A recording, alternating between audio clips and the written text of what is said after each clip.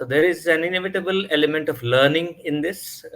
Each project changes you as a professional, as a person and a human being. सोने की चिड़िया को मरने नहीं देनी चाहिए. और if we want it to survive and revive, we need to bring about a major change in education and also putting our craftspeople on a pedestal. I think everybody loves heritage. Everyone wants to preserve it. But at the same time, the demands of urbanization are also a reality. A collective action where all the stakeholders, including the policymakers, including everyday citizens, realize that without heritage, we don't exist. Not all buildings are listed as heritage and therefore not governed by the heritage laws.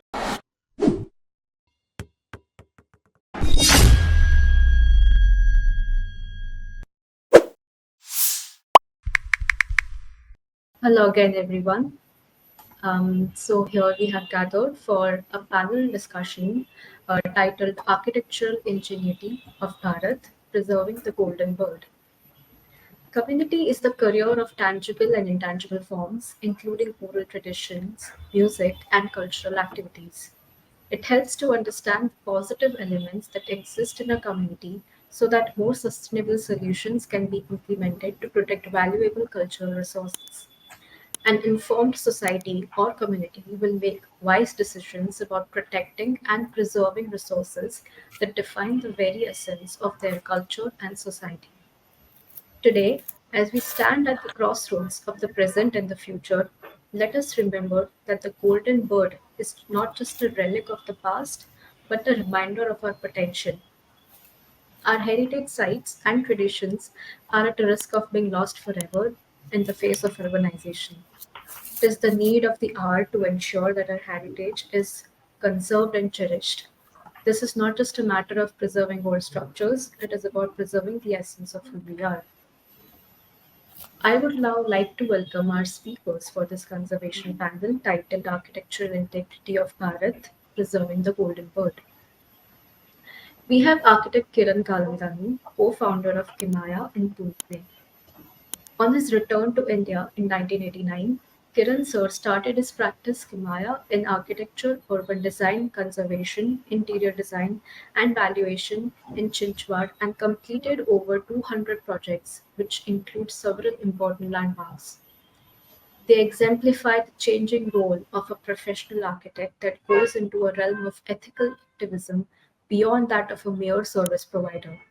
Their commitment to educating young professionals through hands-on work in their studio and various sites, as well as lectures, workshops, and seminars over the last 31 years, has yielded a large fraternity of collaborators, well-wishers, and followers who consider their advice important on various important matters.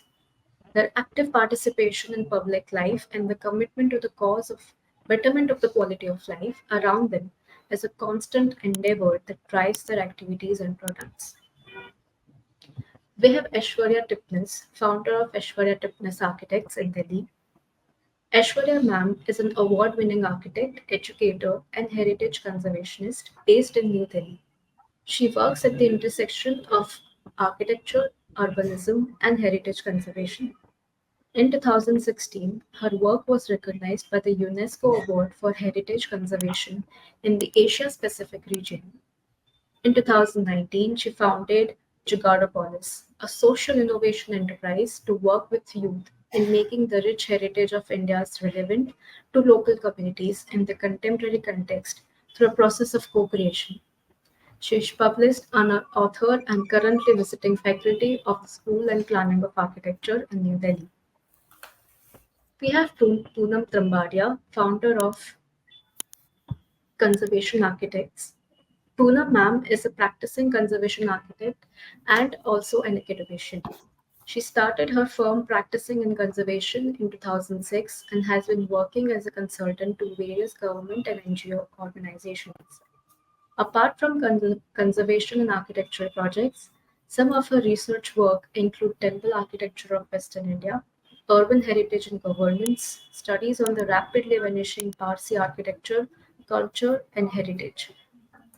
Her projects range include heritage identification and conservation, adaptive reuse and space development, architecture in public spaces, and tourism facilitation.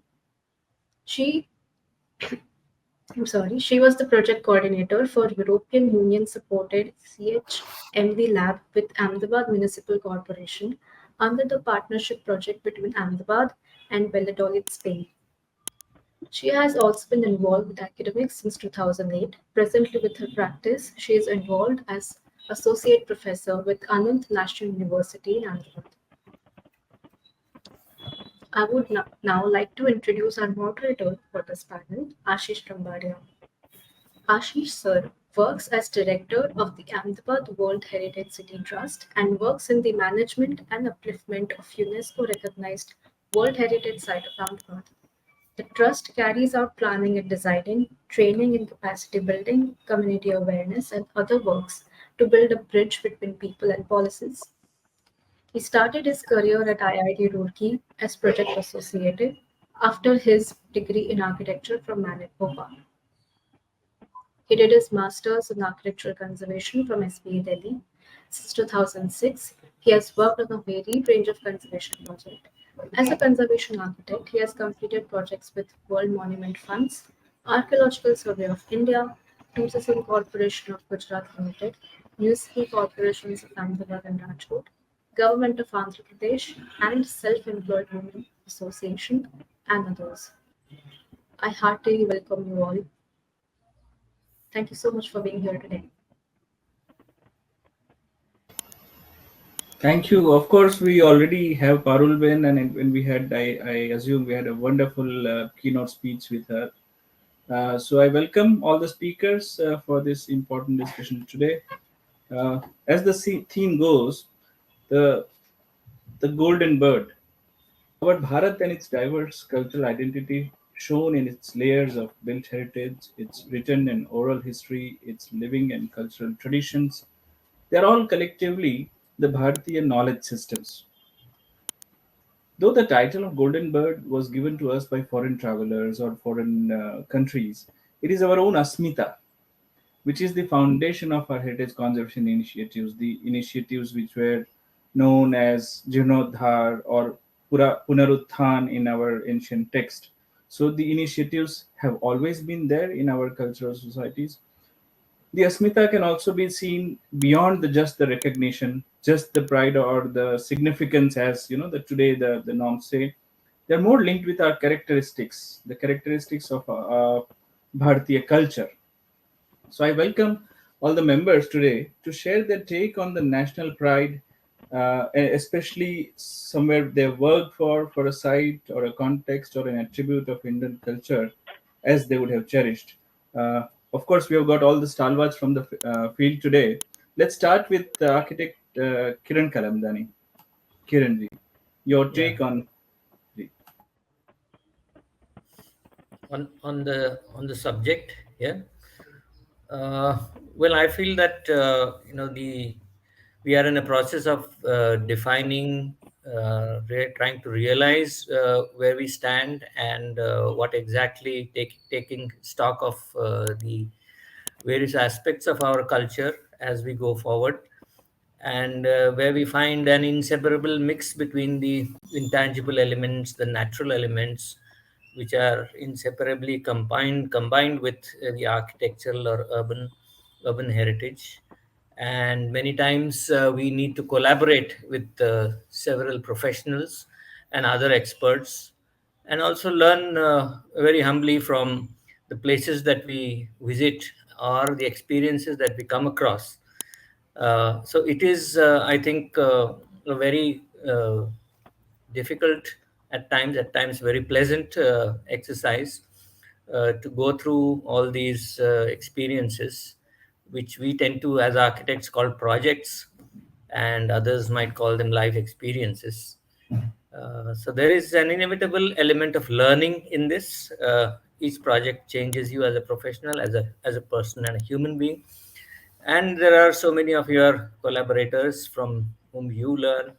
They learn from the various things that go on in a particular project, and we need to record these as closely and as honestly and diligently that we can, and be able to pass it over for increasing the what you call as the knowledge system or the intangible heritage as far as architecture or urban design or conservation is concerned, so that we might grow professionally in these experiences.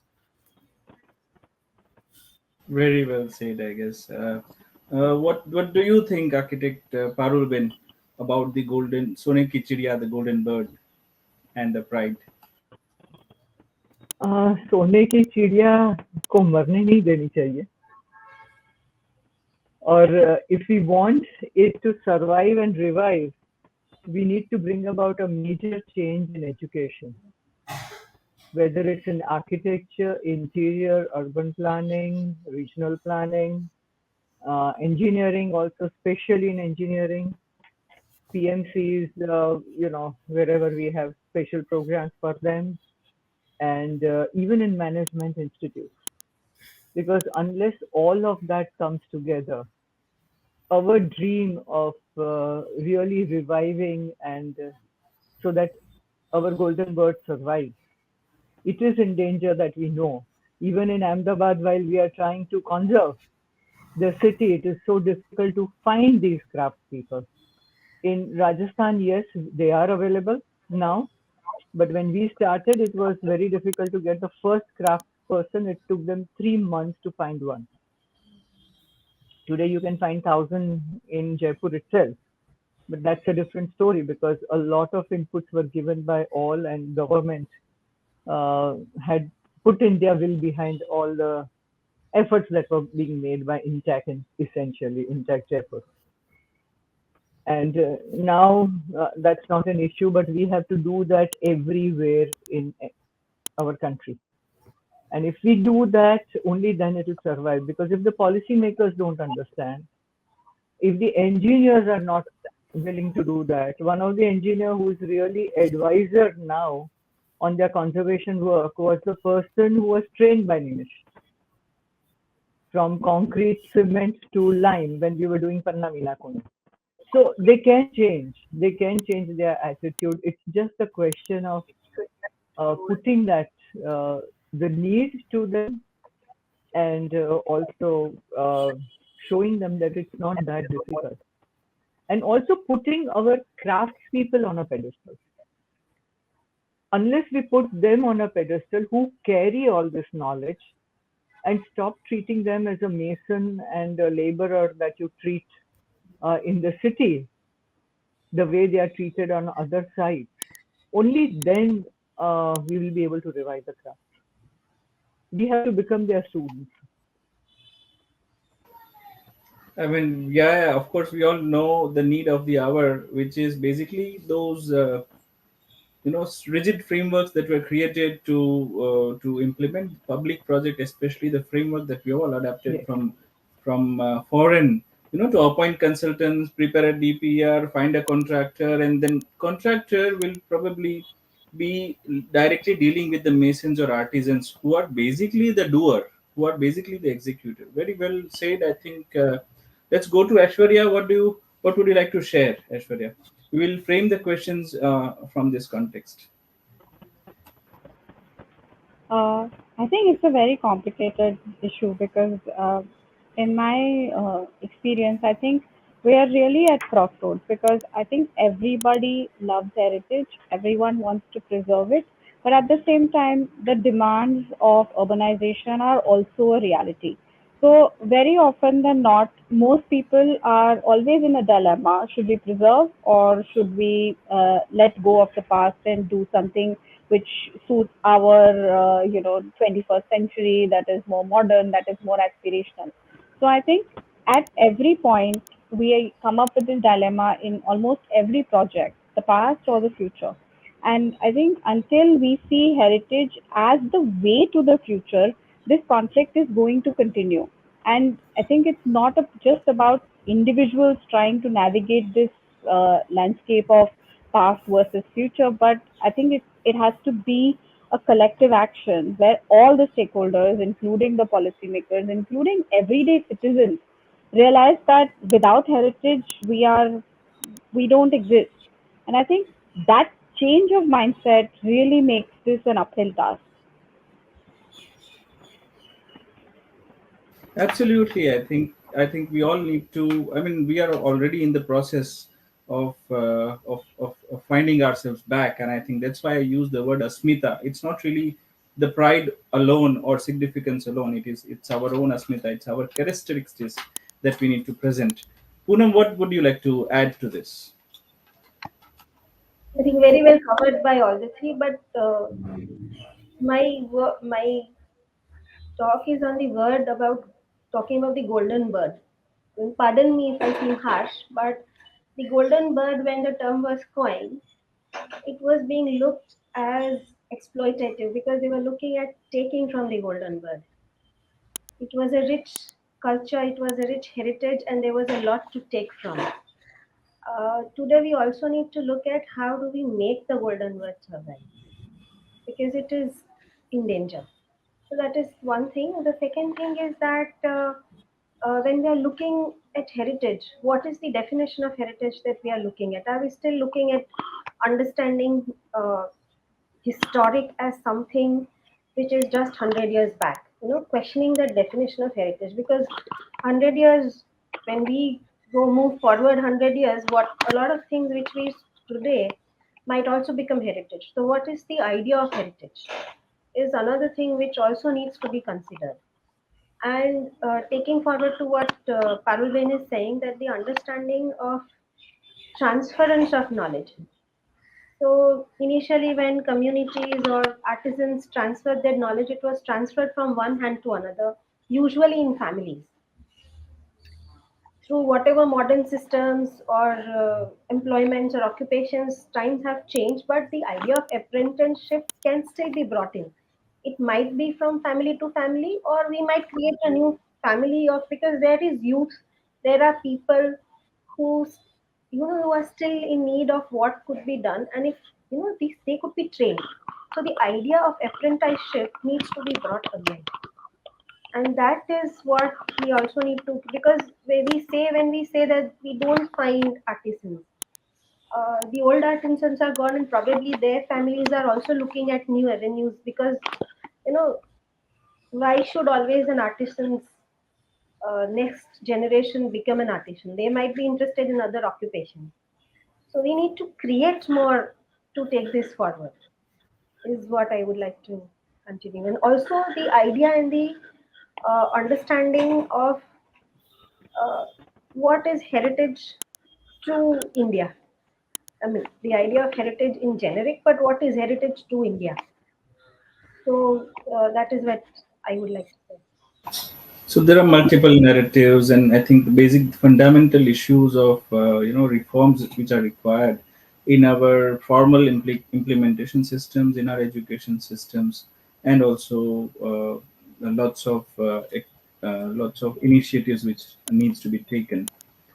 In this context, we have seen multiple examples of disowning the heritage by community because they may not be in their current social context, like many of our fortification walls, the open wells in our neighborhood, the step wells in our cities and outskirts, remains of the past architecture are all subjected to vandalism, graffiti, visual clutter, sometimes more severely like loss of fabric, unauthorized shifting of elements or components of whether architectural components or cultural value components from the household, mainly due to the loss of connect with the owners or the locals.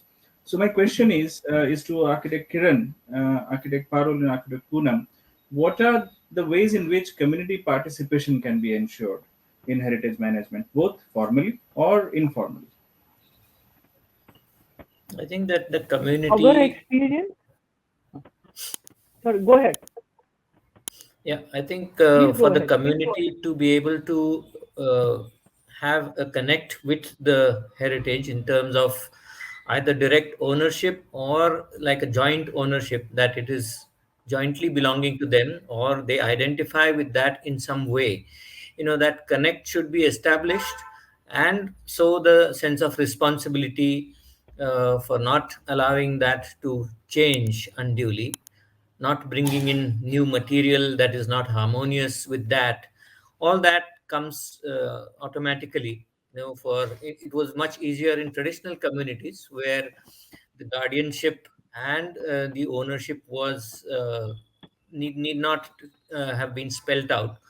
But now that we have a government and we have so many layers of government who expresses ownership of different kinds, and then decides what you can do and cannot do, maybe the Archaeological Survey of India, or it might be the state government, or even the local government, which puts in a set of rules and laws and bylaws. So, for the local communities to connect, despite all these kind of other so-called fences that have been created around our heritage, complicates the matter a little more.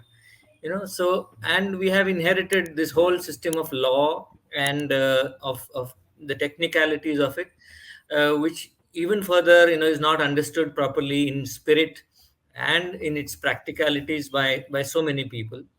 And we keep around going in circles in many ways, trying to understand all those and to overcome those difficulties.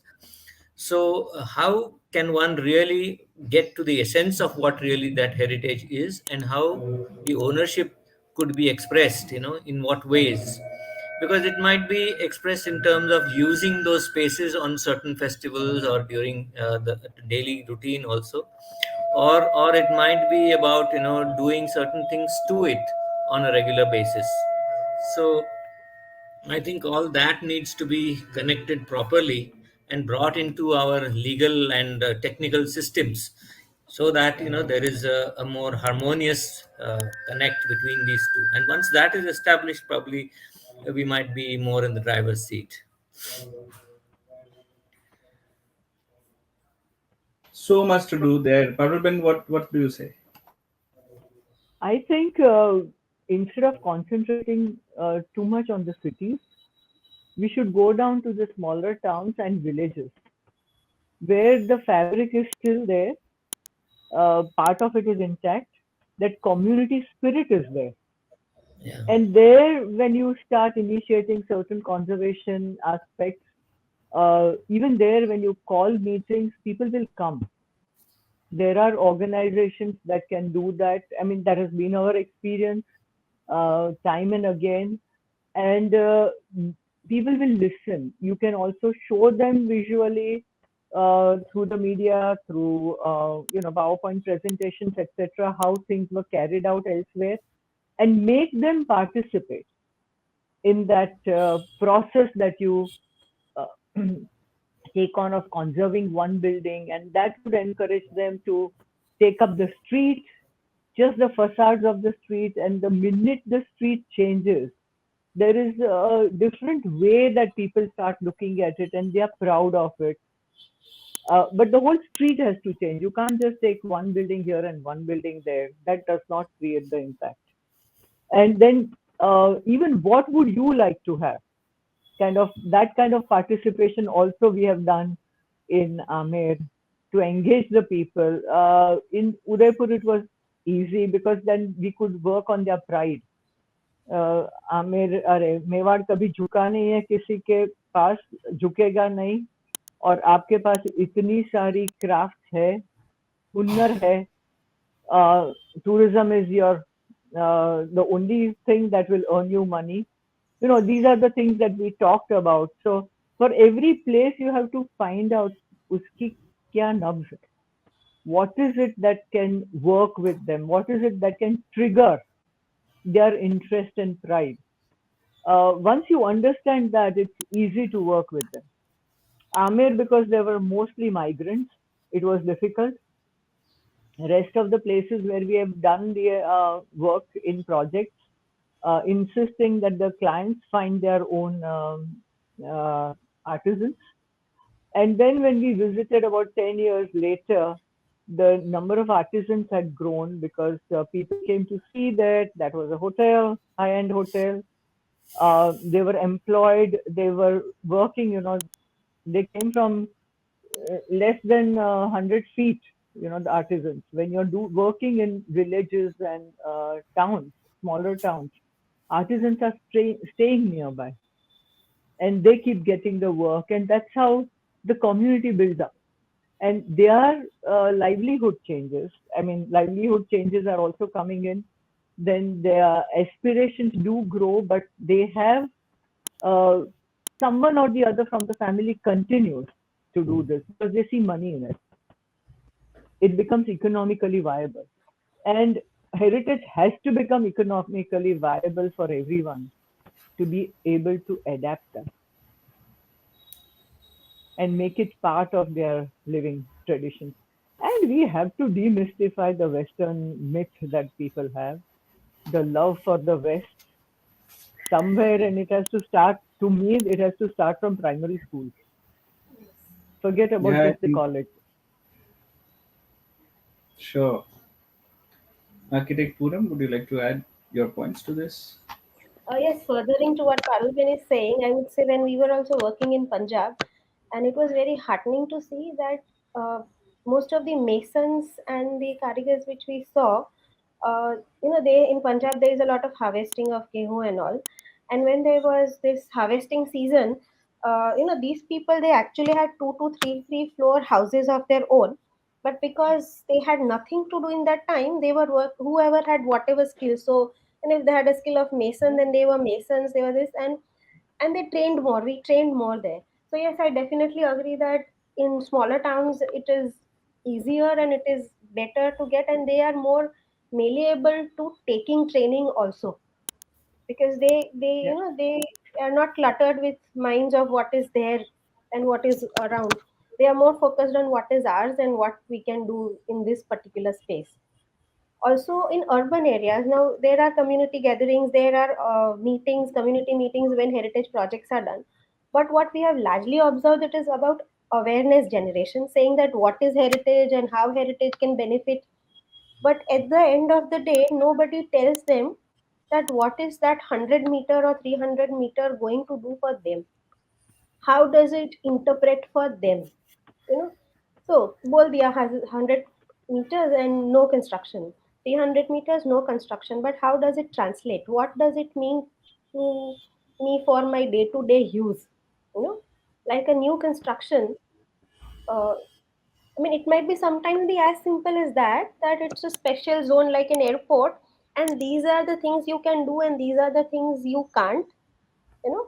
If I'm constructing a new house in this area, then what?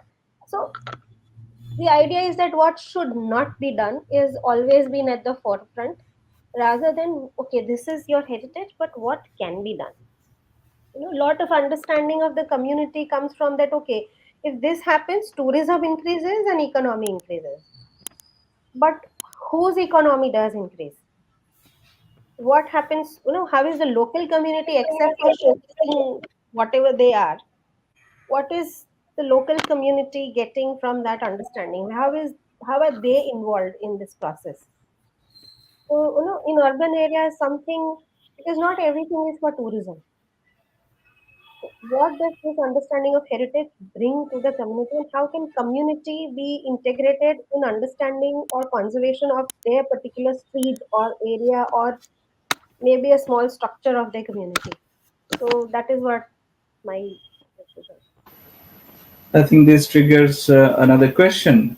Moving on, after the loss of connection with the community and probably also the challenges that Parul Ben, Kiran sir, they've described, the disconnect that we may come across with people, which needs to be brought back for sure.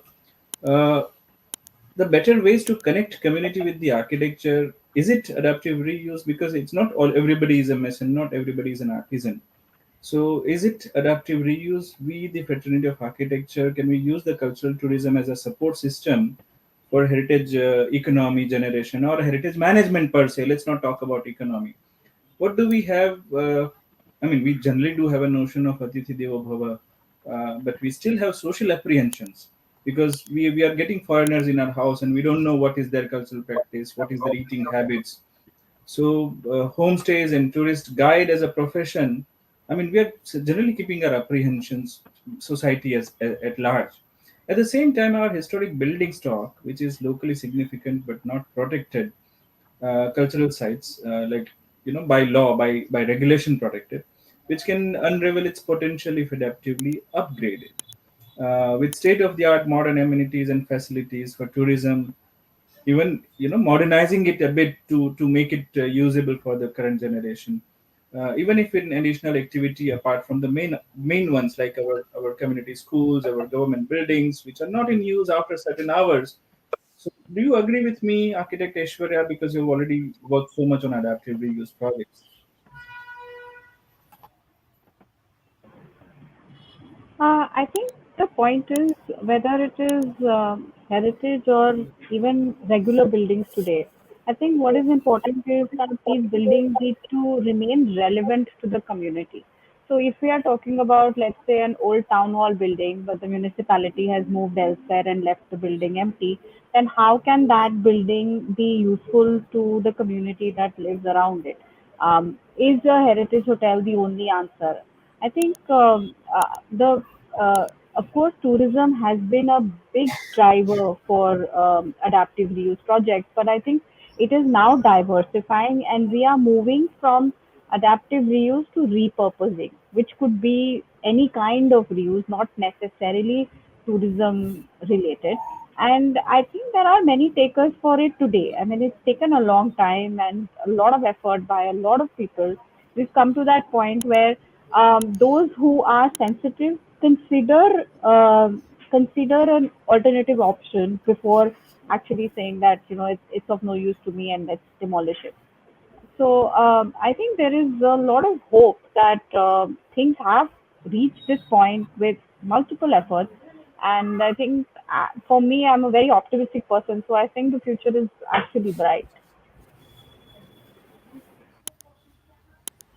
Yeah, I think it's inspiring, and the way you say the entire, the United Nations agenda, uh, it talks about recycling, repurposing, reusing. What do you say, Kiran sir? What do you think this should be looked at? Yeah, and there are new startups, the young people who are finding employment, through these kind of new ideas, which is putting that old wine in a new bottle and serving it in a completely non-conventional way. So that bit of modernity in using those buildings also brings in a breath of fresh air, because all that is to do with heritage does not have to be of a certain kind and a certain way of doing things. So I think that brings in a lot of way for the newer generation which who is coming into this field, and in many different ways. And there was a recent international seminar on the economics of conservation, which has not done very well in our country, as far as bringing it conservation and the related thinking up to date is concerned, where non-conventional ways of bringing funding to heritage sites and its use can bring in a lot of new things to the places. So I'm all for that, and like she said, repurposing is also one of the ways of doing things, because our neither do we have our older systems intact, nor are the colonial systems and the hand-me-downs that came relevant in most places. So we are a completely changed 21st century India, where many we are going into many places, and that should reflect probably in the way we handle our heritage. We need to reform a culture of taking care of our past and bringing it to the future.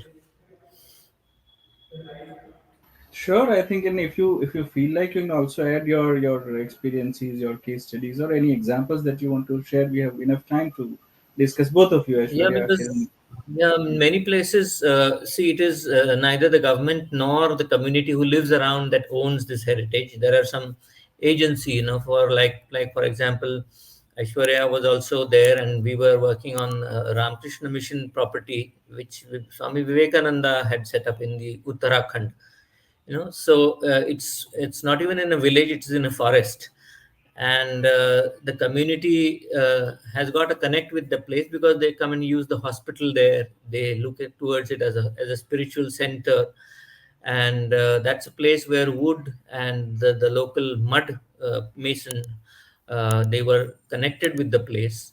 And the Ramakrishna Mission was also responsible for managing the forest in that area. So there was a very unique kind of ownership, that was seen in that place, and the awareness that one of their gurus had begun this whole idea of having a place in the Himalayas, and to connect that with the past and bring it up to date, was a kind of a unique experience, where we all often lies in India, we come up with completely different combinations of what is ownership, what is a community connect, and the even the gurus over there, they said, look, we don't want that very stubborn kind of approach towards archaeology and conservation, which is very dogmatic, so we want you to be flexible and things like that. But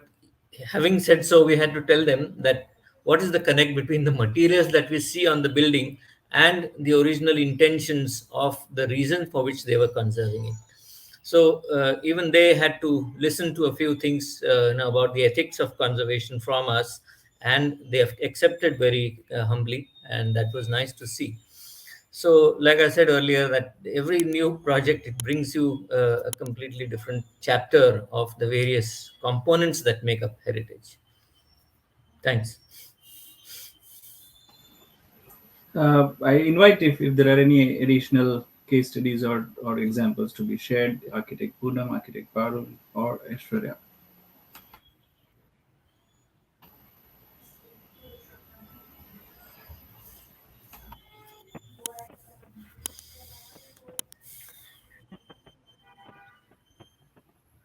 No, we can go ahead with the. Hear you. You okay? You wanted to say something? No. No, I'm saying that we can go ahead. Sure. So, I mean, as Architect Kiran suggested, very interesting case that he has explained. Once there is an involvement of certain well intended groups and community at large, I think the outcomes can be very interesting. The professional practices in heritage conservation field needs a lots of mainstreaming. In the past, we came across a lot of incongruous attempts of additions, alterations, so-called repairs of public places and buildings. The Archaeological Code of Practice, which is there published by ASI, applicability in heritage conservation of the today's context, especially for the sites like Kiran have just mentioned, I have a doubt. So I would like to know from you what should be the way forward for guidelines or code of practice for the conservation architects of future generation. Maybe starting with Aishwarya. That's a very tall order question, and I definitely don't think I have the depth to answer it. But what I can say is that I think we have to also look at architecture and look at how architecture addresses old buildings, whether heritage or not. Because most often, when we are looking at cities, not all buildings are listed as heritage and therefore not governed by the heritage laws. So I'll give an example of, let's say, Old Delhi. You may find one or two Havelis on a street listed, but the rest of them are not listed. And the entire area gets its character from the Kucha or Katra. And so when you have overlapping bylaws like redevelopment laws or cess laws and things like that, suddenly you have one listed building which is ground plus 1 story, and the building next to it is 8 story, and both are legal. And so I think the real issue, more than heritage laws, is to actually have laws that talk to each other. So if we are talking about a heritage precinct or we are talking about a heritage area, there are one department of the government is doing something and another department is doing something else. So no matter how good our heritage laws are, we're not able to, preserve the precinct, or we're not able to preserve the character of the area that we set out to do. So I think maybe we start looking at the other laws that impact heritage also while we strengthen the heritage policy. I also feel that whatever, I don't know, I keep talking to the conservation architecture students in Ahmedabad, or I don't think we are taught about Bara Charter and Venice Charter and all that. But are we talked about our own architects who have written books? I'm just giving one example of Mandal. They have not even heard the name. If the conservation architects have not done, that curriculum does not have, whatever was written in our scriptures, what is the sense? Education there also has to change. What were our traditions? What is ASI doing? Even learning from those sites and also understanding that everywhere the concoction of lime is going to be different, the stones are going to be different. How do you understand? Because a conservation architect, like an ASI person, should be able to recognize the stone, should be able to recognize the bricks, should be able to recognize the lime. We are not teaching that. We have adopted the Western curricula, and that can't work. That is not going to get us kind of people. So this is what Aishwarya said. These are the things also that they have to look into, because some of them will be going into policies. They will be making policies today, and I think we need to also have courses for IAS officers. And this we have been telling Mapu also in the beginning, that Mapu, with your influence, we must have lectures. We must be introduce that through Mrs. Pupil Jaikar, Mrs. Indira Gandhi, that we are able to lecture and create awareness in IAS officers, police of academy, etc. In all the government services where they are trained, we need to have this dialogue with them, introduce them to that, because otherwise they will never respect it. No? They're not even aware. Even at panchayat level, we need to do this. And that can be achieved by students also. At a lower level, all that can be achieved by the students. It is COVID that brought about the awareness in food, of our traditional food. Yeah. Similarly, we need to work with this also. I think yes, very very well said.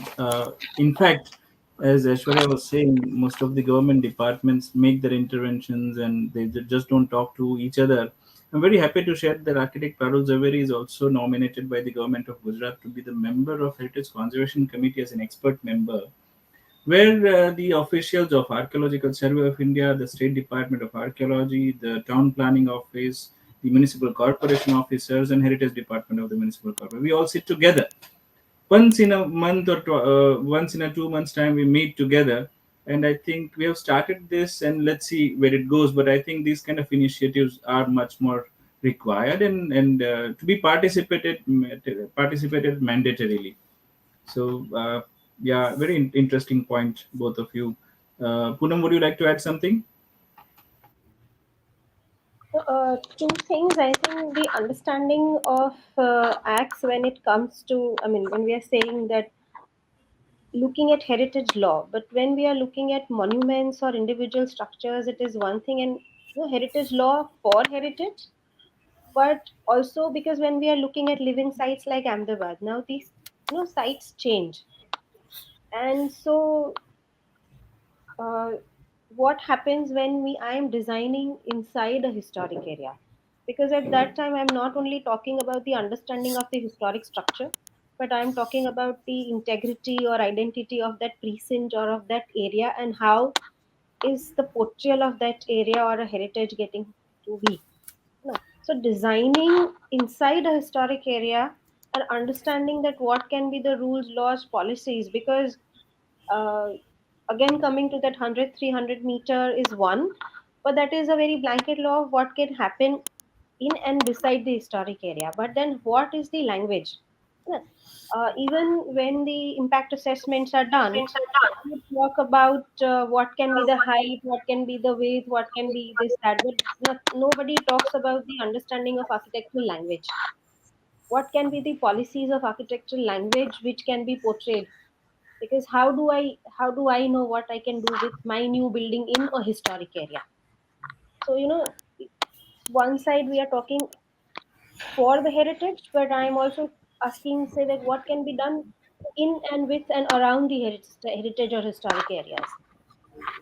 There were initiations of projects like with the Hriday projects, which were done, which were taking heritage as a thing, which was done in 2017. I think the GA e-commerce also proposed an understanding of looking at, in the Delhi Declaration, looking at authenticity from you know all these, not only India but all South Asia, because 1950s, when UK and all, they were looking at heritage in a certain way, forming definitions of authenticity and integrity. We have just started looking and understanding at what heritage is or not, and corresponding or responding to the heritage of India. And understanding of authenticity, if I say that completely lost, and so this cannot come under the realm of heritage, most of it will go away. So the understanding of what heritage is and the authenticity was discussed again in Delhi Declaration, but again then it was discussed and put apart. Like Aishwarya said, the laws are not talking to each other. The understanding of what one person or a group of people in heritage is not getting translated or understood or being taken forward to another. So that is another thing which requires to be done as a part of policy.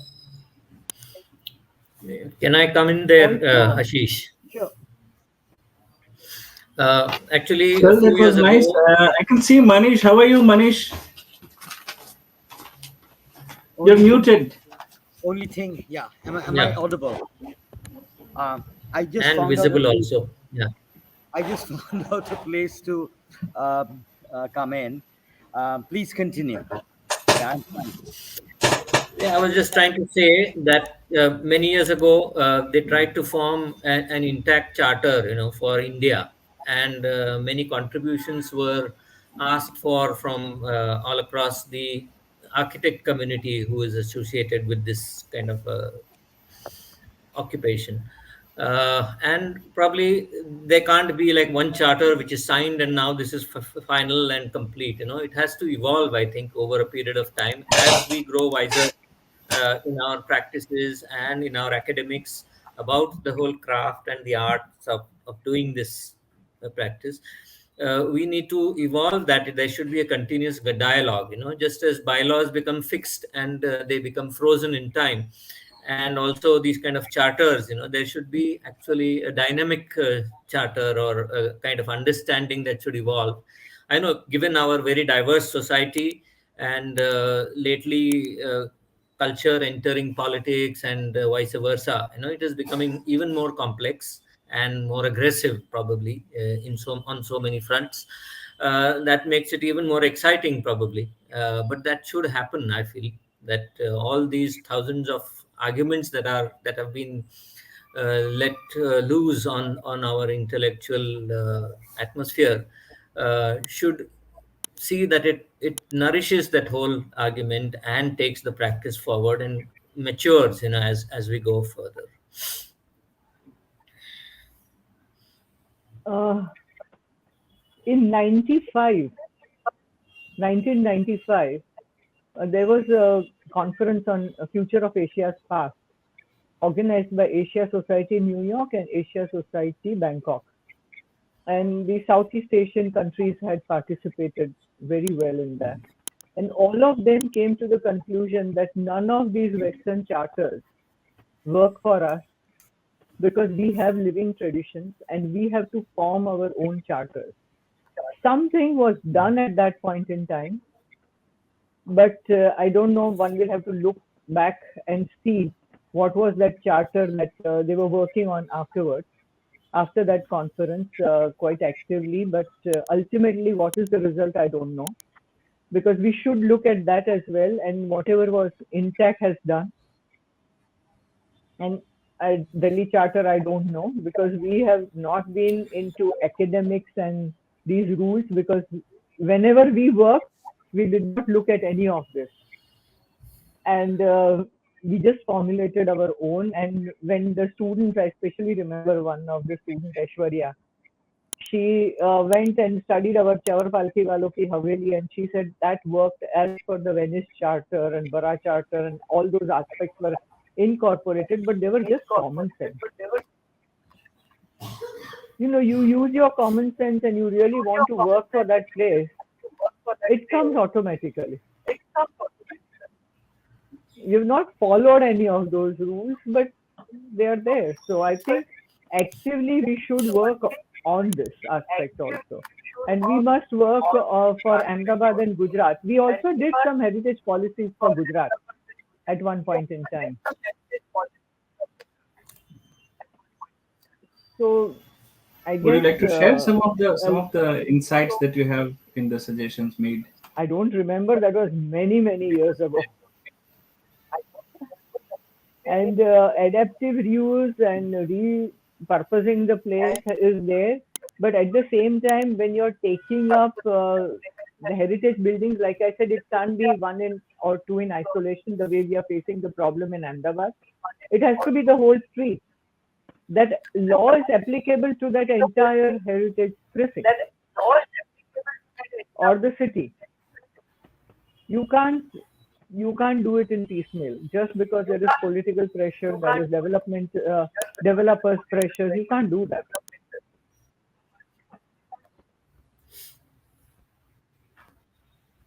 I think it's getting more and more interesting as we are discussing. It's not really about some kind of one-time, set of guidelines or set of rules, but I think it also has to evolve with time.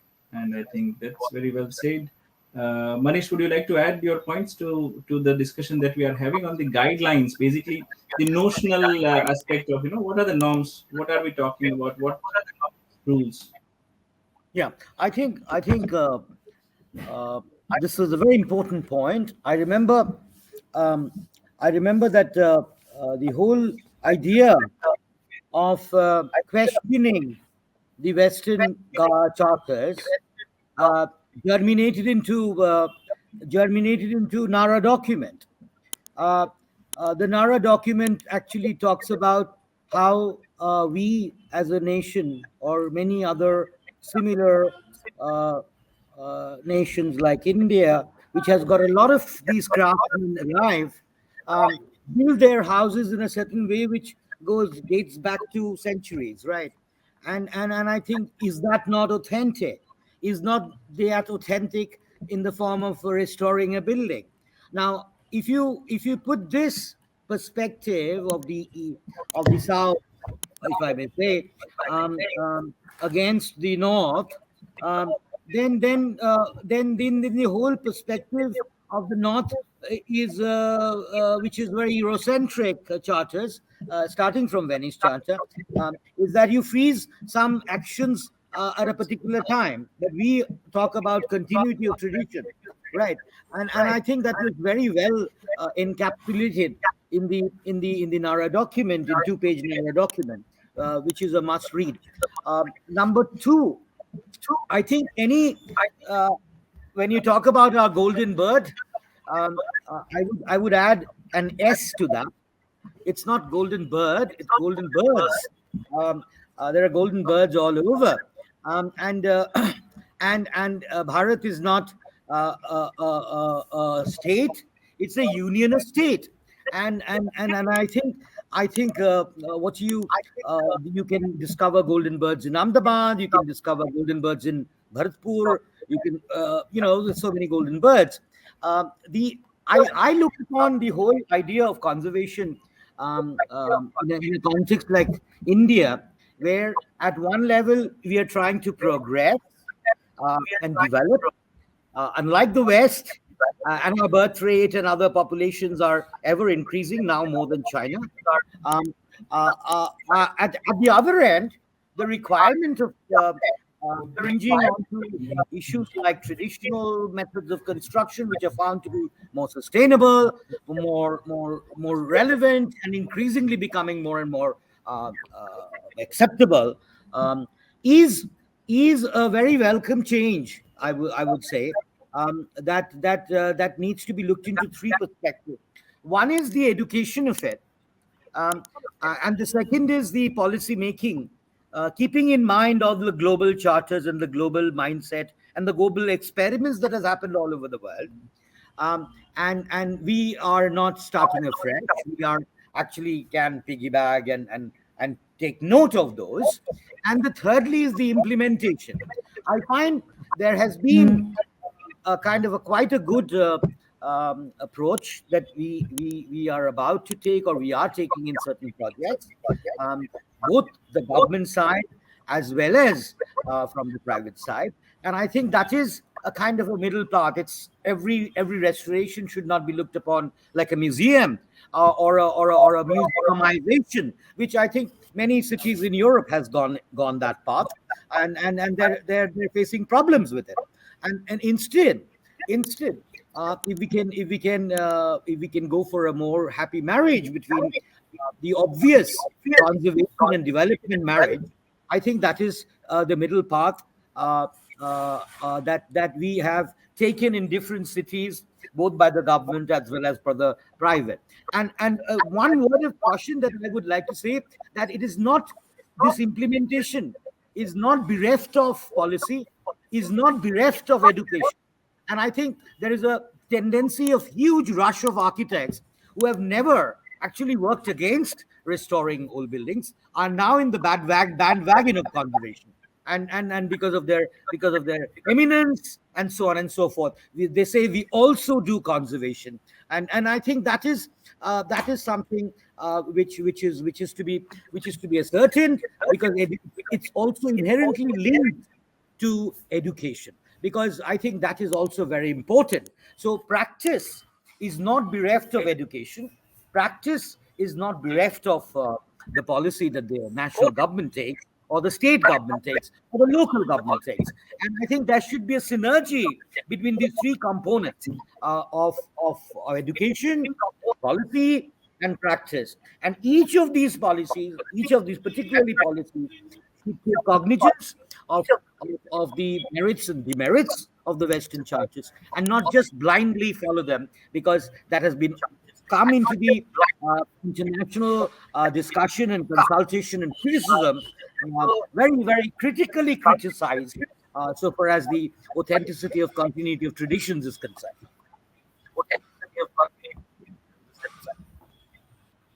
Yeah, I Yeah, think putting I things think I in addressed this perspective. on ML, I'll include there. Sure.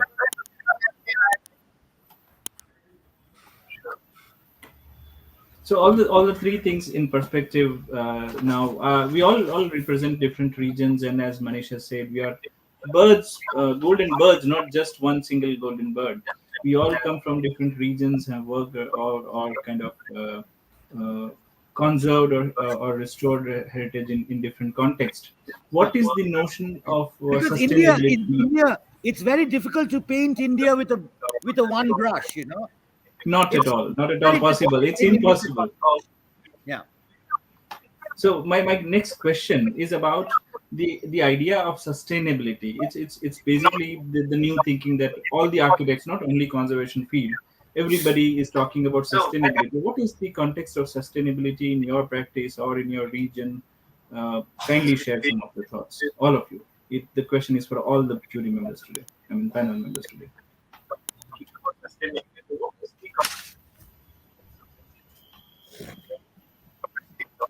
Can you Would you like repeat to the start, question? Ashwarya?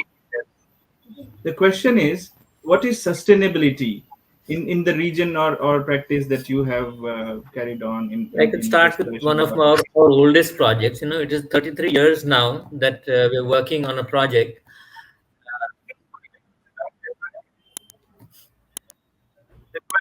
Yes, go ahead, Kiran sir. Go ahead.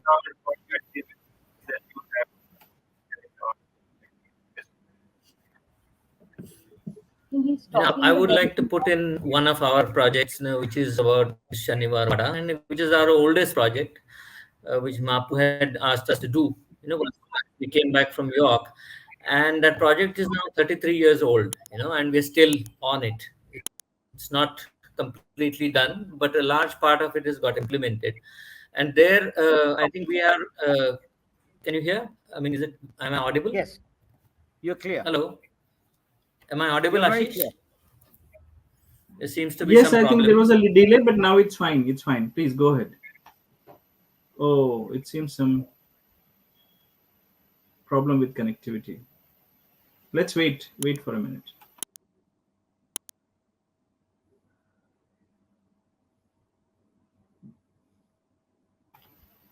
Let's expect. Yeah, we can expect him to join again. Anybody else? Would you like to share your thoughts? Hello, I think I got. Back. Yeah, it's better now. We can Yeah. hear you and see you at the same time. I think there Okay. was some Okay. lag. Okay. Go So, ahead, please. like I'm trying to share one of those ideas of sustainability as it applies to one of our oldest projects, which is about 33 years old and still going on, going strong. Like they say, you never say a conservation project is complete. So you go on and on. I'm sure Parul has got similar stories to say. And there, see, it has been largely a government-owned ASI site, in which through activism, Intact said, "Why aren't you guys doing so and so, and why don't you please get up and start doing things?" So they were made to start doing things, and some of those things they really did not go as planned, or some of the things had stopped and they needed to renew themselves up. The whole economics of it had to rework so many times. So there is often in a conservation project the whole notion of sustainability when you test it. And if you say that sustainability is about continuing what you had intended over a longer period of time, so that the light and sound shows that you started there, they stay. The guided walks that you had planned, they remain that way. And the new things that come, the new technologies that come of the virtual reality shows and the exhibitions and all that. So it is a completely new ball game that we have entered into for that monument, and which should actually go on. Now the problem in India is typically the 3 साल का 5 साल का जो भी उनका tenure है, तो मेरे tenure में क्या होगा, and how do I get the credit for that and things like that. So there is a complete lack of long-term patronage, of these heritage sites on part of the people who are supposed to own it. And the only guy who stays there long term is the architect. The guy who has the least stake in the project is the guy who's holding the baton there for such a long time, and with the least of the power or the economic power to actually wield it in the project scenario. So I think every project that one takes up and tries to do has got its own story of sustainability and the successes or failures of that to relate. Like for example, there was a daylight robbery in Shaniwarwada, where the guy they tried to steal the cash box. Or there was the robbery of the brass nozzles of the fountains. So there is this lack of policing. There are many sob stories, but there are some positive stories also. So like that the sustainability notion needs to be tested at every site to see what works, what doesn't, and what is the real problem there. We cannot bring that long term patronage once again, like it used to be in the medieval past. At the same time, should we allow this 3 साल के बाद का बदली होना, all the change that happens every 3 years? Shouldn't there be a combination of long-term patronage and short-term patronage also as government policy, as a kind of cultural policy for a place? That's all. I mean, Yeah, others I can think also. lots of personal touch is required, and especially the leadership, very correctly identified. That's one aspect of sustainability. There is also the aspect of, I mean, every panel member can have their own perspective to it. Ashwari, would you like to share something? I think sustainability is not just related to environmental sustainability. And I don't work with very high monuments, but I work with buildings of everyday heritage, which may or may not be listed. So some of the things that we do need to look at is making the building wind and watertight, more energy efficient, bringing down electricity bills, whether that's by putting in more efficient heating and lighting systems, etc., etc. So there is the technical aspect of energy efficiency, but at the same time, there is also cost efficiency, which I think is an integral part of sustainability. That when you rip something out of a building and just replace it with new, I don't think that is conservation, because very often than not, people say this is all Juna Purana, throw it away and just, get a replica made. But that's not conservation, because the whole point of conservation is to keep its authenticity, is to keep its patina of age and all of that. And it's a lot of hard work, trying to keep some old, bringing in, just making those many changes that you require to make sure that the building, goes into the future.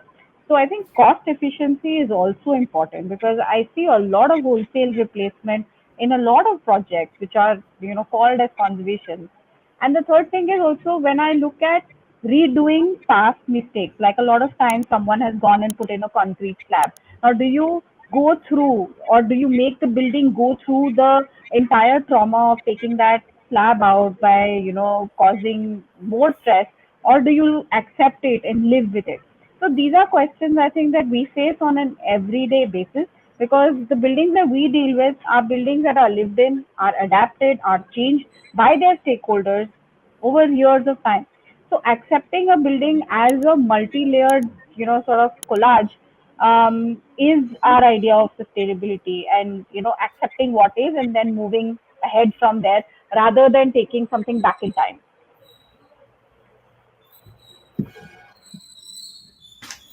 Yeah. Very well said, I think. Poonam, would you like to add something? Oh, you're saying something, Manish?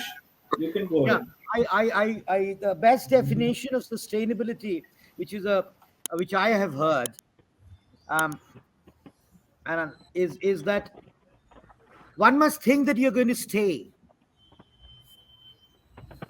and I think it's not about, if you think it that way, all your actions emanate from that.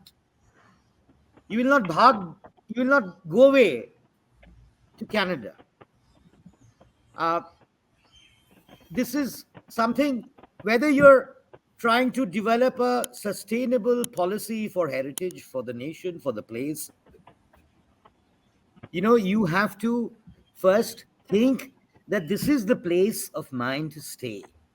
And if you think that way, this is mine, the way you are sustainable about your uh, children's education, uh, you spend wherever it needs spending. You don't spend, but spend a lot of time which is not can be calculated to consumer measurements. You do all that is necessary to have the best of things for yourself. So identification of that, of what you want to kind of keep, your actions emanate, which are inherently sustainable, right? And I think that is very important. It's not some consultant or some group of consultants coming and saying this is a sustainable model. Yeah, it is us who have to think that this is a way forward, this is a more sustainable thing that will be good for all of us, for the coming days, for the present and for the future. And I think that's the best definition that I've heard. Having said that, there are, this world needs proof that this is sustainable and that is not sustainable, right? And I think those arguments can very well established, because uh, they can be environmental parameters, which can be said that how much of embodied energy is getting lost if I break this building and build completely new, and so on and so forth, right? So those are very well established, and how your building, your actions in your own little place is affecting uh, the global warming and so on and so forth, which is, you go to any library, it's full of stack of books on them.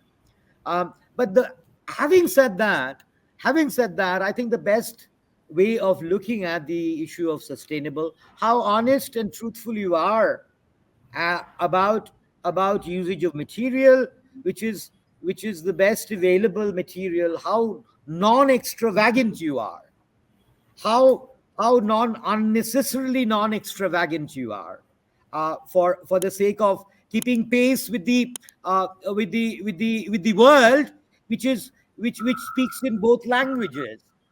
Occasionally, this speaks about sustainability. Occasionally, this speaks about consumerism in the same level, whether it's consuming water, whether it's playing what do you call that in a big field, um, polo or thing which consumes a lot of water. So there's a dichotomy there, right? So I think that is where the sustainability comes, which is, this is something which I own, which I will stay here, and I'll do all that is necessary to make it good for living in the present and for the future. And whether it's about finding a strategy for restoration, whether it's finding a strategy for living, and so on and so forth, I think that is sustainability to me. And that is very, very important for us to realize, as a nation, as a community, as a neighborhood, for the future. All right. I think Poonam, you were saying something. Yeah, what Right. we're saying, it is to be understood that the site, the idea of minimalism, the understanding sustainability, because there are dichotomies. If I don't understand the site and if I don't utilize what is already there on site, whether it is recycled, reused, repurposed, or restored, either way, because conservation otherwise can become as costly on the other side as it can be sustainable. Also, there is this dichotomy of when I'm saying I should use the same or the similar material. Now, on one side, I would be conserving my structure or a building or a site, but on the other side, I'm also causing ecological, using natural stone, quarrying soil, quarrying mud. So where, if we do not understand minimalism and if we do not understand repurpose, recycle, we will be creating more unsustainable problems than actually sustain. So the idea, where does the idea of sustainability come from? You know, and where is it that okay, similar and same materials, but then again there is economy, there is future maintenance, and then the larger understanding of sustainability, whereby I'm not looking at and understanding that ecological destruction. So there is always this dichotomy of saving one and destroying the other. Also, the understanding of sustainability and if we go in a very base sense, the understanding of kacha and pakka, you know, and which is ingrained in the education since the childhood. Yeah, whatever was traditional and not RCC is kacha, and whatever was RCC and built in cement is pakka. And this needs to be changed on that definition in the primary school education. Also Sustain. from the media. Sorry to intervene, but that Ambuja, Sadiyo tak chale, that kind of thing also has to be questioned. Actually, one should have a PIL on them. Yeah. Such I mean, advertisement. RCC and cement and modern technologies have their uses and they are fantastic where they should be used. But you know, then the idea of turning what was good just because the idea of pakka in our minds is this needs to actually question and change from that book. So yeah, I think rest is covered by everyone.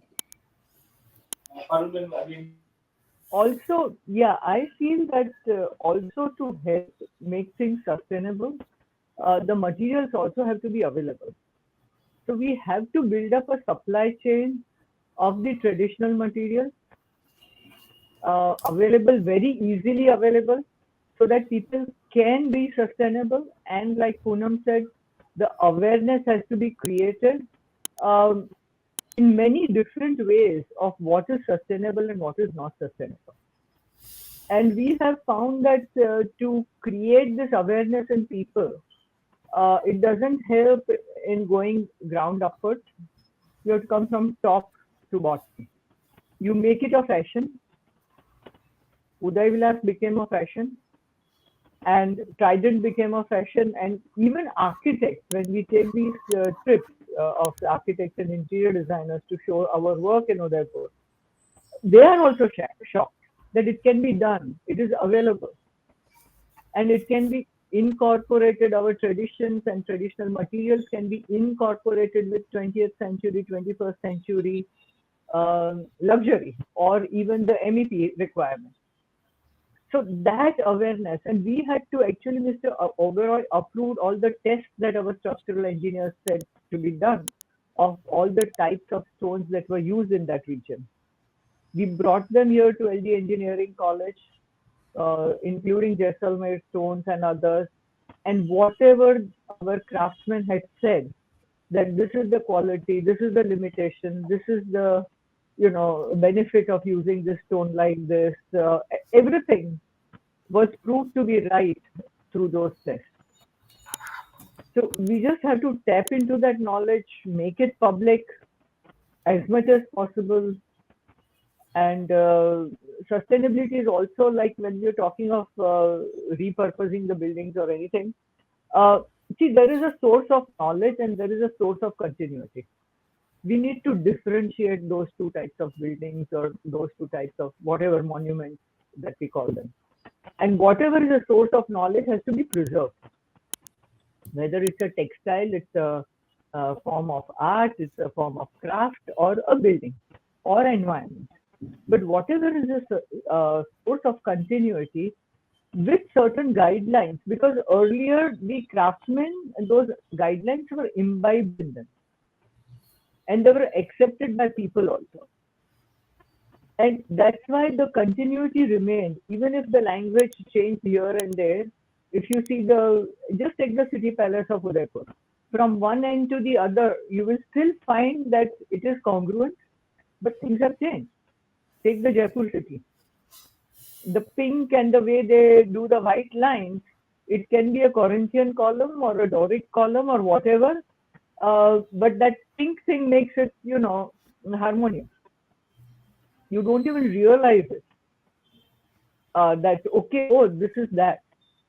So something like that, some types of such rules or have to be done, and it has to come also because it's the craftsmen who will remain. We will go.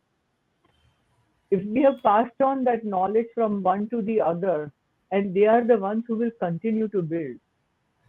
The architect's son or daughter may continue for one generation, two generations. But the craftsmen, they continue for several generations. So how much can we, reinstate them in their original position is important. Very nice. Yeah. I think good perspective. Architect Kiran, would you like to add something? Yeah, I'd like to add that, in the present scenario, sustainability seems to be the preserve of IGBC and Griha, these two kind of things. And they have no prescription for conservation. A heritage building or conservation has nothing to do with IGBC and Griha, because they're largely money making organizations, where you have to spend lakhs and crores of money to get yourself a rating.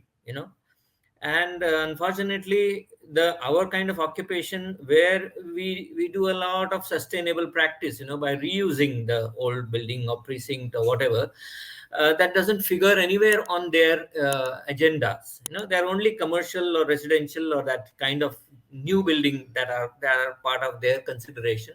So probably our architect community needs to come up with its own primer for sustainability, like what many things that what Parul said just now, Aishwarya said, or even Manish said. They must become, there should be a beginning, where we also put in these considerations as parameters by which you judge a project or look at the overall context of a project. That's all. That's what I wanted to add. Thank you. I think that's very important question raised. The entire issue of research that that is being seen or being imposed from the general field of engineering or architecture as such per se, and our traditional or local knowledge system of Bharatiya knowledge system. What is the context of research according to you? What is the kind of status of research in the conservation domain? Let's start with Poonam. Sorry, could you repeat the question? The question is, I mean, we discussed about sustainability, and I think each of the members had very, very different take on sustainability in their context. And I think it also paints the picture very nice and bright. Now, what my question is, what is the idea of research in conservation? What is the status of research, probably according to you, in conservation field, the research and research R&D development? So I think the research and all is again what we see today is either based on very thematic areas like it is sacred towns, this that.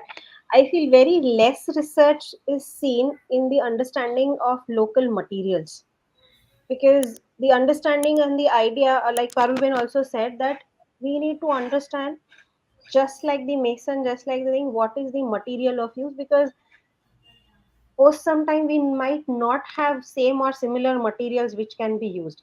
And so where can this understanding of historic and modern be done? One, also not only for restoration and adaptive reuse projects, but also understanding the language also. Secondly, when we are talking about adaptive reuse, uh, what is the understanding that we can take forward from the past? Where do we draw the line, and how do we take it forward? Because when we are looking at adaptive reuse projects, it is not necessarily understood that we would be doing what was there. It is adaptive reuse, and yes, we are giving priority to the site and the historic understanding. But then, how and what can be changed? What should not? Because there are no set answers. Each site will talk about its own thing. And also in understanding, okay, we talk about policies, we talk about research and areas, but uh, how do we formulate? Because again, there cannot be blanket policies, because each and every site, each and every heritage is different, especially when we are talking about living heritage. A monument or a structure is one thing, but when we are talking about living heritage, and we are talking about, because things are going to change, there is has to be an interaction of things. And so how do we take of understanding of material research, understanding of policies, and understanding of space design to collate and take heritage forward? Because heritage will have, if heritage needs to survive, it will have to become sustainable. It will also have to become, not everything is a monument. So yeah, those that research is in directions where we can look at those. So technology is one side, but policies on the other side, and on this side, taking it forward as though it is heritage, but we need to take it into a future use. So yeah, that is it. Using futuristic materials also for conservation. Manish, yes, welcome your points. Yes, you're muted, Manish. You're muted. Please unmute. Sorry. I would I would say there are we lack a certain areas where it can become much more helpful, where research can give that input, um, like on-site documentation. Uh, areas like how you assess a wall, all kinds of photogrammetry and assessment of the voids in a building, etc. That is a very technical way of at the building level. At the area level, I would say that we have got a lot of integration of GIS and LiDAR and all kinds of assessments that also needs to come in, and I'm very happy to see a document a year ago coming from DST, Department of Science and Technology, which kind of identifies this as a gap of research on application of GIS and at an urban scale, at a larger scale. Like we are struggling very hard in this nation of creating guidelines for national monuments, protected monuments in and around. Um, we have got very rudimentary documentation of situations around a protected monument, right? Um, and I think that kind of documentation is very necessary to even even give a recommendation by the very rudimentary body called National Monuments Authority, which is based once again, unfortunately, central to the nation, which is New Delhi. Um, I think that needs dissemination. Research needs dissemination as well. Um, and at the area level, at the building level, there can be a lot of issues. I remember we were working on a temple, and the temple was by the side of a uh, quite a brisk river, and the temple was almost like a Orissa. It's a border between Orissa and Bengal. So the temple was kind of having a diol, which was rising in a geometric progression, right? And we found the weathering happening at the belly, at the middle of that progression, because of the wind, uh, because of the wind that was actually kissing the building and eroding the temple, the brick structure. It was still a brick structure, not Orison um, condylite stones. So I think what was necessary was how to divert wind and strategies like that. How to kind of uh, so those things will can very much form part of the research. It need not always be you know uh, the usual architectural stuff that we already know, like documenting a building which is listed heritage building and those which are not listed heritage building. I think it should go beyond that now. It should go beyond that in terms of layers of information that even the drainage that goes below, even the speed of the wind that is by the side of the old temple, and so on and so forth. I think the amount of dust, the pollution, the study of pollution on stone and material, those are the research that can definitely inform appropriate interventions. Uh, and I think that is these are some. I mean, these are not limited to. These are some which occurs to my mind, and it has to be upscaled. It has to be upscaled as a conservation. It has to be a preferred form of development in this nation. Like if engineering and BTech degrees are preferred form of development and education, conservation should be a preferred form of development. And I think that is a very important requirement in this nation. Well I'd said. like Yes. to bring in some of my experience on the research front, where starting with historical research, which is not even mentioned anywhere in the Council of Architecture document. They don't, I mean, they have not elaborated on many things that conservation requires. And I'm taking it up with the president of the Council of Architecture for that matter, that there isn't proper justice done to conservation in the national document, which is Council of Architecture. So, starting with historical research, which can completely change the complexion and the direction of the project in conservation, is fairly underrated, and it's taken for granted in most of our projects. And and this is happening as we have new things happening in our historical research. People are unearthing different documents. They are unearthing different ways of finding evidence from the past. And so there is a whole area which remains underrated as far as conservation is concerned. And I think to set the balance right in research, it should also figure on that.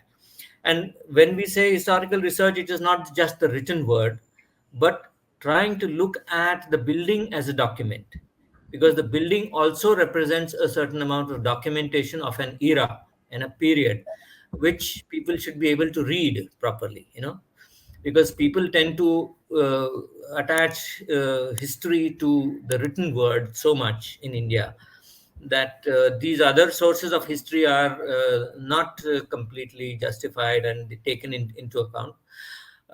From there, what Manish said about the material research or the technological research and things like that, which figured very prominently in one of our projects, where we were not doing strictly conservation. It was actually extension of the ghats of Pandharpur, which is a very famous pilgrimage place in central India.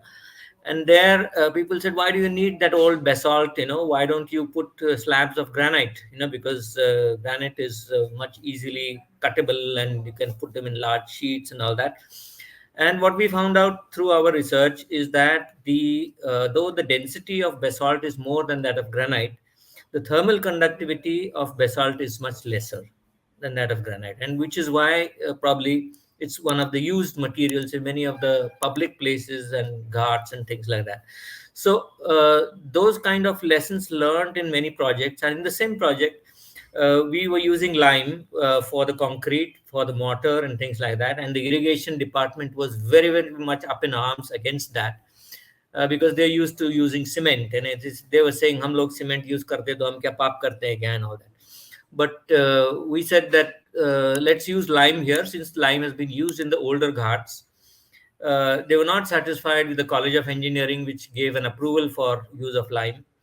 And the divisional commissioner said, okay, go to IIT Bombay and let them have a word on this.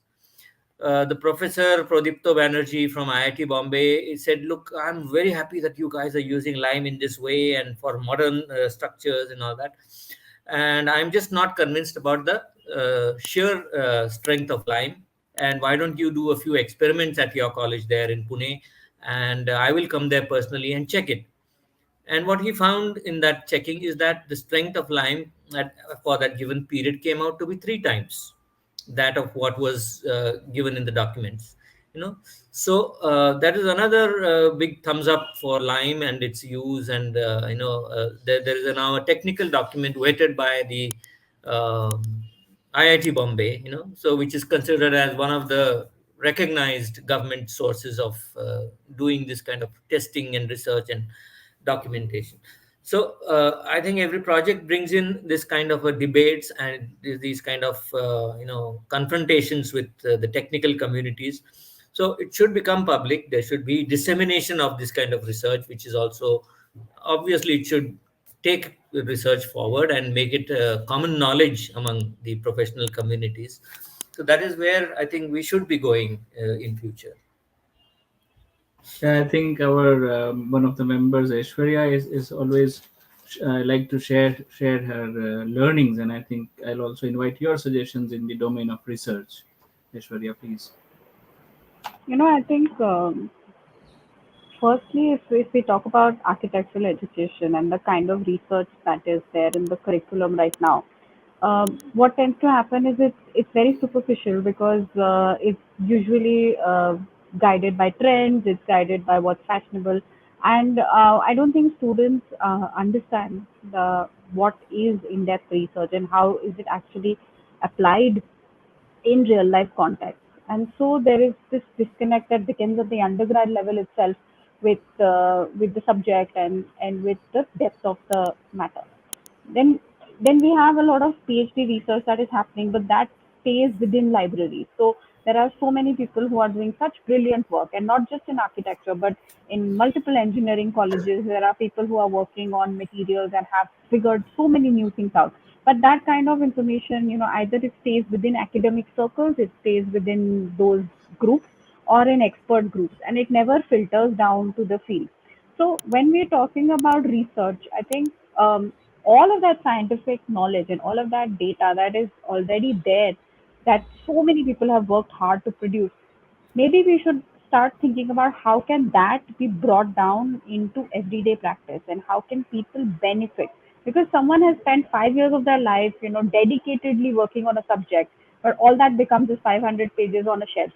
So I think whether how do we as even as professional societies, whether it's ICOMOS or anything like that, how do we bring those opportunities to get the learnings from that in to help other practitioners is something that we could think about, because I think we have brilliant and very intelligent people in field, in practice, in academia, but we don't have a space where they exchange knowledge, and we don't have a space that where they can actually have a dialogue and questioning. It's not always about just disseminating, but it's sometimes it's also about having a dialogue about about discussing something, about disagreeing about things.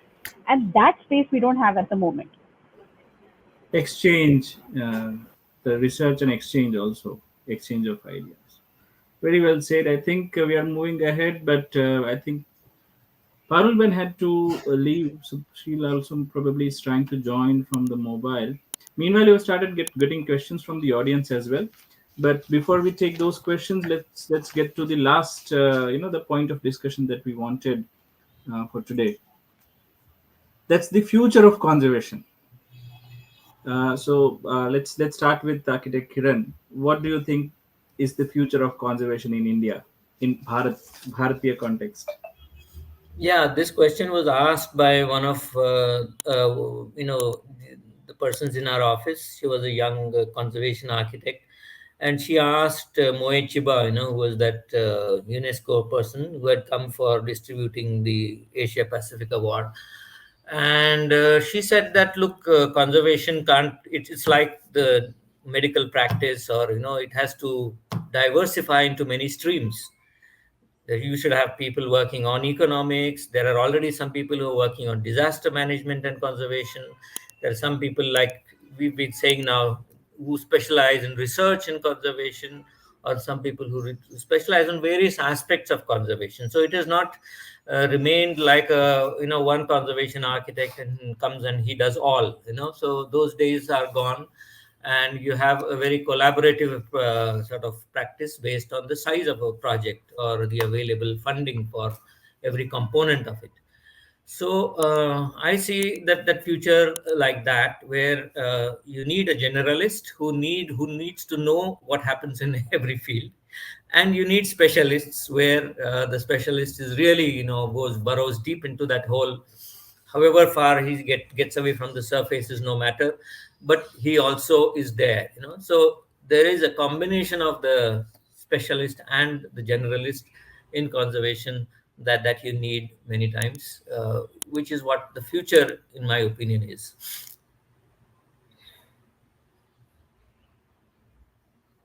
Very well, Aishwarya. Future of I'll conservation. just, I think I think, conservation Sorry, should okay. become. I think Sorry. we are mixing up. Just a bit, just a second. Okay. I think we have to start looking at heritage conservation, not just for buildings of cultural heritage value, but for all old buildings, because the principles that we apply there are applicable to our entire environment. So if we're looking at conserving cities, I think we have to, sort of open our club out to other practitioners, whether they are engineers or architects or anyone else who is working on old buildings, because sometimes the building is not of heritage value, but is very important as a landmark, or is very important in the cityscape, and very important to be preserved, maybe from the energy perspective, or if demolishing it may cause more harm than good. So maybe the future for conservation is talking to allied professionals, whether they are economists, whether they are structural engineers, whether they are architects, and being one tribe and not working in silos. Because I think working in silos has got us so far, but the future is multidisciplinary. Yeah, I think you're right. Poonam, what would you like to say? Yeah, ma'am, are you there? Back in Yes, I'm connection? back. Please. Yeah. Yeah. All I would say is that how what we do now will determine the future.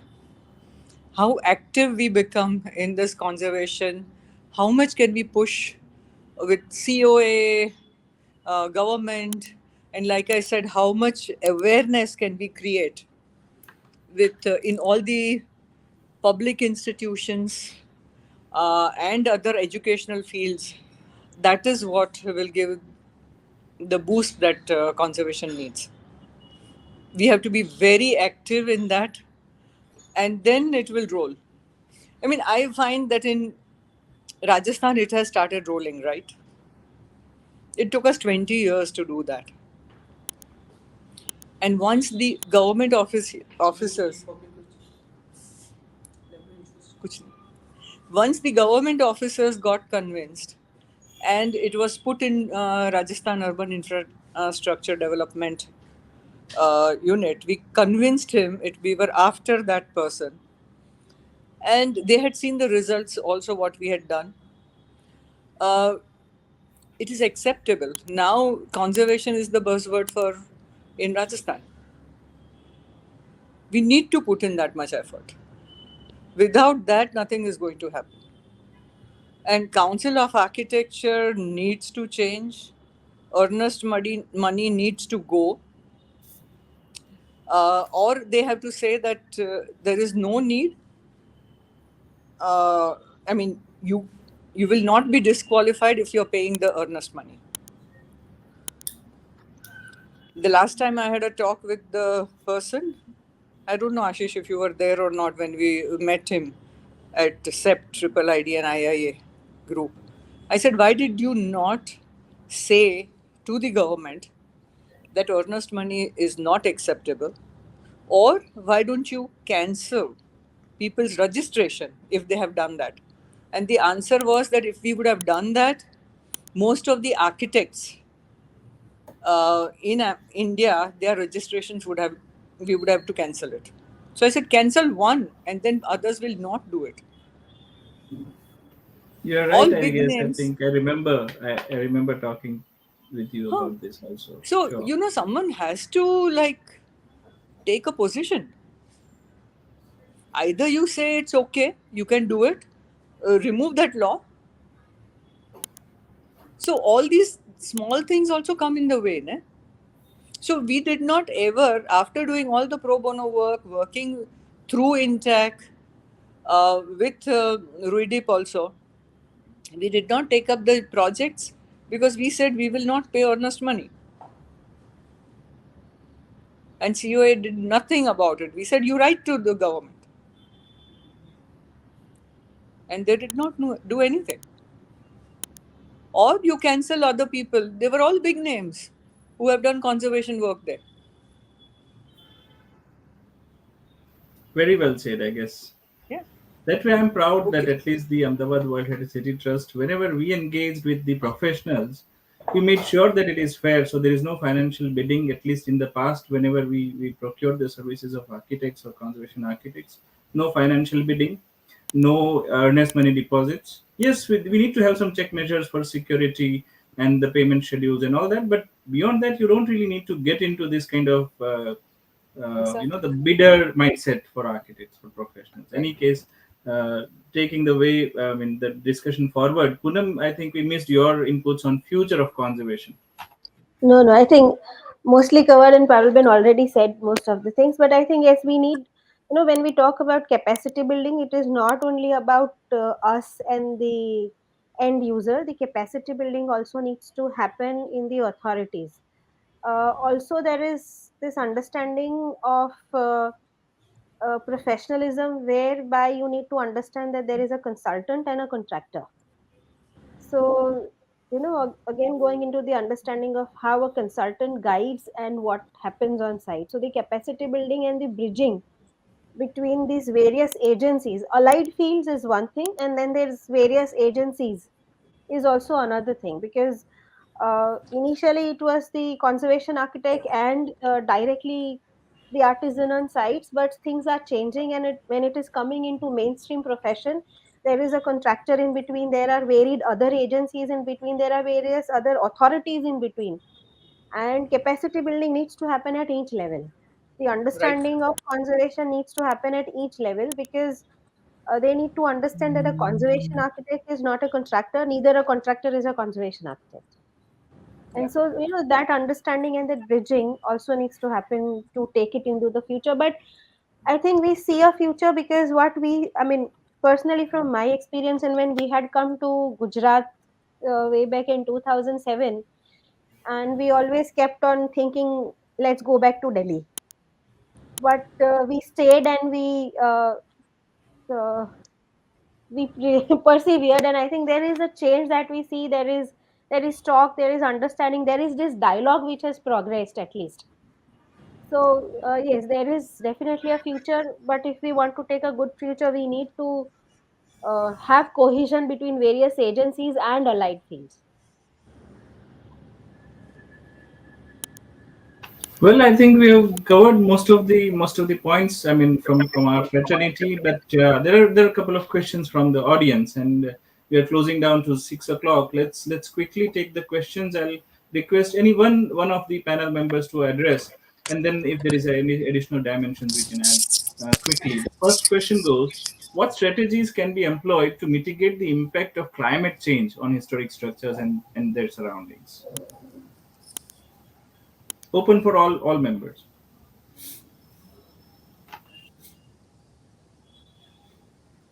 Very easily, climate change is one issue that most old buildings have tried to address, by using low energy materials. And none of that practice is followed anywhere in the modern buildings. Very rarely, even though if it is followed very rarely. Or, for example, simply put, use of lime for waterproofing. In a hot climate like ours, where the waterproofing material that is used still basically cement based, and nobody gives you more than a 10-year guarantee, and the roofs start leaking in 5 years.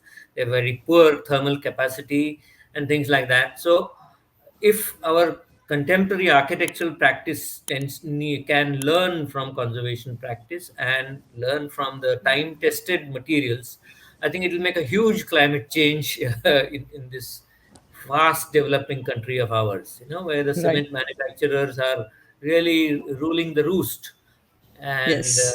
making it much hotter.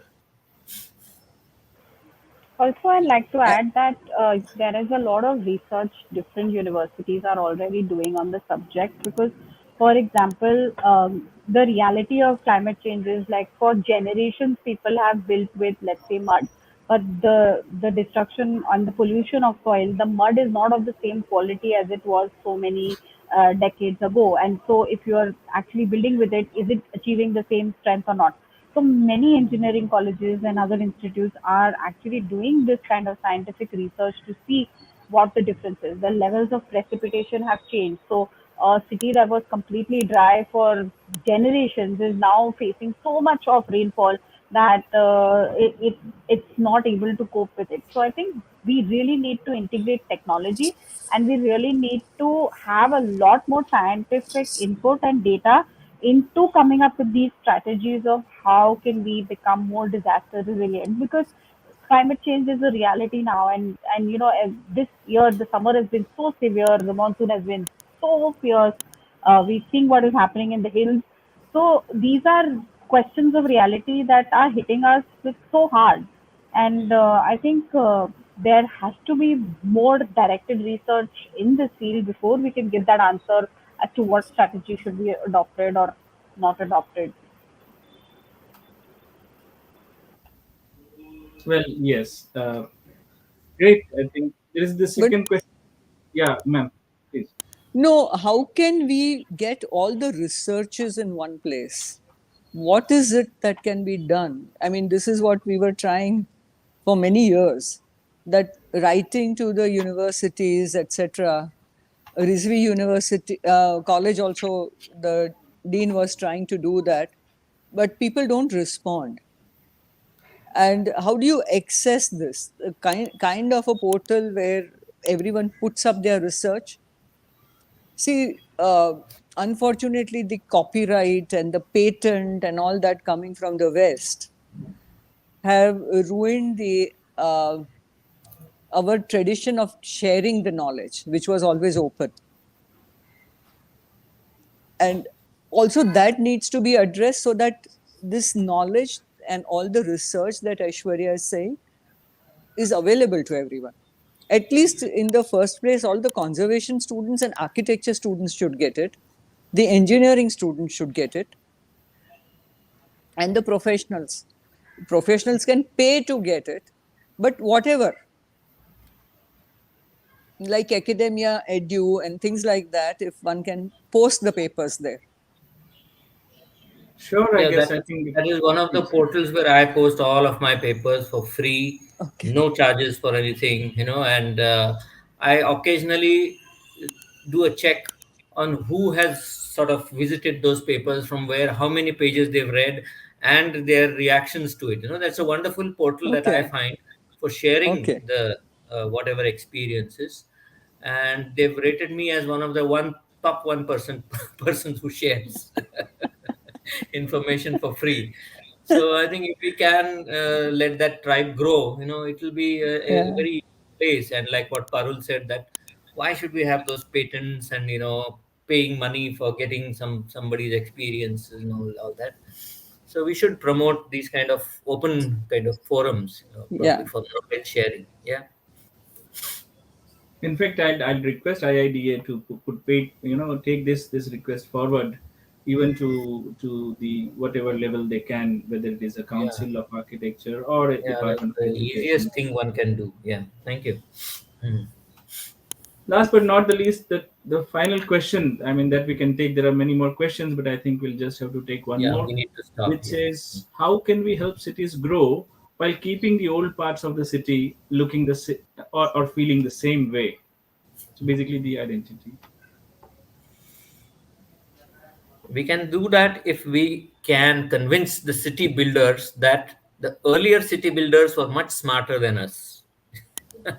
If they have the eyes, ears, and the noses and all the five senses to experience those, I think then people would be convinced. So if we can somehow make people look at the positives of what people did in the past, then probably that is one way, because if you put any amount of regulations, it's not going to work. Our society is built for defying regulations. So the only way is to make them convinced that that was real wisdom, and what we're doing today is madness, probably. True, I guess. I think this was wonderful. Any other view that you want to add? Any of the members? Let me just finally conclude. We started with some of the important aspects like the lifetime experiences that the stalwarts here, our members here, have shared, the educational reforms that are required, the collective actions, as Aishwarya had put, the idea of heritage for communities, as Poonam was saying, the ownership and guardianship was a very interesting, the community participation or community ownership notion that we had discussed. The non-urban areas and the potential in the villages was very well said by architect parulzaveri. uh, I think we had explored so many different perspectives, the perspectives of Asian cities and what is our our notion for heritage conservation, the global practices and local sustainability that we had discussed, the sustainable Yeah, yeah. You managed versus to the read my presence. sustainable versus griha norms, the futuristic materials and their requirements in the context today. One of the answers that we had discussed in the climate change context. So I think lots of learnings today. I'm sure we can't see the audience, but the team IIDA may kindly share the photographs or whatever. I mean, the inputs from the audience will be very happy. But it's really nice to get in touch with all of you, and thank you so much, all of you. Thank you. Thank you. Thank you, Ashish. Thank you, You've been a Ashish wonderful and Thank you. everyone. Bye. Yes. Thank you. Thank you You were a everyone Yeah. for wonderful host. joining Very Thank you. nice us. questions, and the way you steered us through the whole Yes. world of conservation was remarkable. Thank you very much, Ashish. And everyone's Exactly. input I was would really like very, to thank Ashish sir for smoothly conducting the process. Thank you. Yeah. Yes, I would really like to thank Ashish sir for conducting the process smoothly. Thank you so much, everyone. Thank you. Thank you. thank you.